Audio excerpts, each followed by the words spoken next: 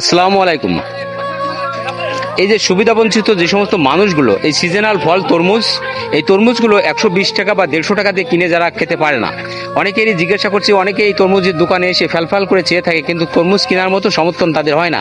যার কারণেই আমরা এবার সিদ্ধান্ত নিয়েছি যে এই সমস্ত সুবিধাবঞ্চিত মানুষগুলোর হাতে একটি করে তরমুজ আমরা কিনে দিই।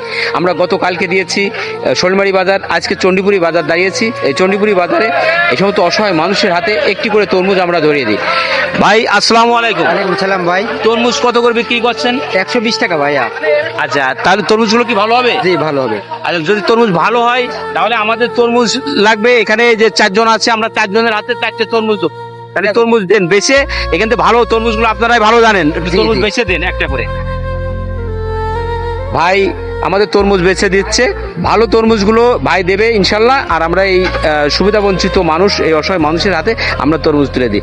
মধু, এই যে তুমি তরমুজটা নিয়ে যাও। হ্যাঁ শোনা, ঠিক আছে, যাও। আরেকটা দেন, ভালোগুলো দেবেন, বেছে বেছে যেগুলো ভালো সেইগুলো দেবেন।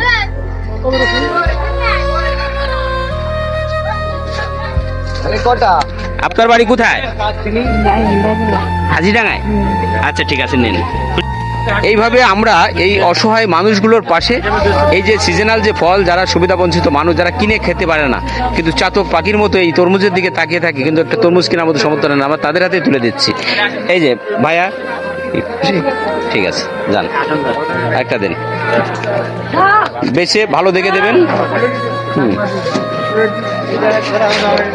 আমরা চাই যে সবাই যেন এই সিজনাল ফলটা খেতে পারে।